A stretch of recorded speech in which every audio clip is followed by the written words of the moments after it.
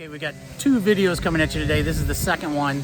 I should do it like that, but sorry you can hear my neighbor over there weed eating a yard that he's completely killed on purpose. I don't know what he's weed eating over there, but way to go, Mike.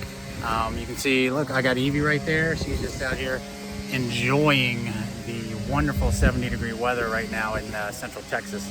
And we are going to use some chicken wire to trellis up our cucumbers that are just crawling everywhere. And we're going to train them to, if you can see this, we're going to train them to crawl up toward the fence. So we're going to put in an angle some chicken wire up there attached to the fence, attached to the bottom, and try and get those plants going that way. Because right now, if you can see, they are coming through, they're wrapping around, they're covering my my poor old strawberry plants. They're starting to wrap around my tomatoes, and they're getting into the peppers.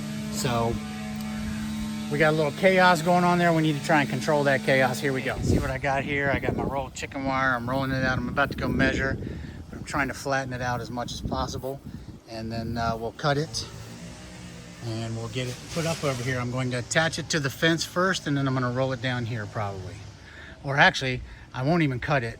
I'll probably just attach it down at the bottom, bring it up to the top, cut it, and then attach it up here on the fence somewhere. So if you could see my finger pointing there, good. If you couldn't, my apologies. All right, so as I work on this, I get better ideas, but you can see how I've got it started. I just took two pavers that I had there. I put them on the bottom and to hold it down, and I've let this thing arc over, and I think that's actually going to be the best way to do it. So I'm literally just going to take this fence to here and either cut it and weigh the other side down just like this side, which is probably the easiest way to do it. I don't want to attach it to the fence, and we're just going to let the cucumbers run over the top of it. Hopefully it's going to be just as easy as that, but nothing ever is, right?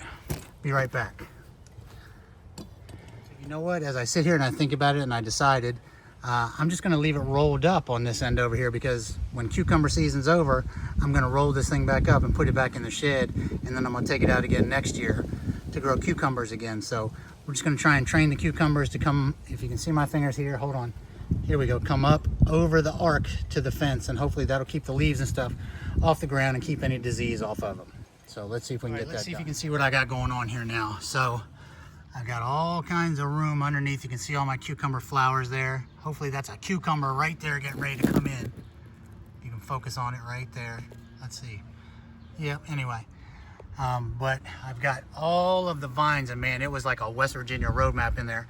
I've got them all pointing up and over that arch, except a few that I don't want to break off. So as they get longer, I'm going to have to figure out something else from this side. I may use something, I may just go buy one of those wrought iron trellises and put it in here that's, you know, about 36 inches long or 36 inches wide, just to keep these things creeping up skyward instead of back out over here into this real estate where the poor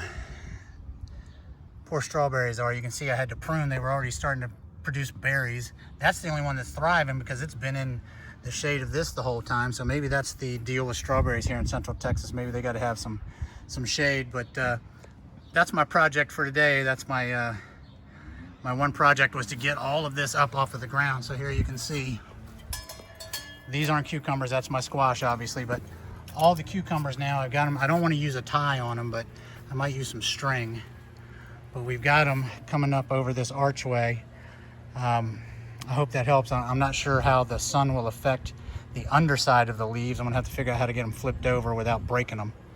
But yeah, they were tied into everything, and you can see I'm gonna have to prune back here a little bit. We're creeping over with the tomatoes.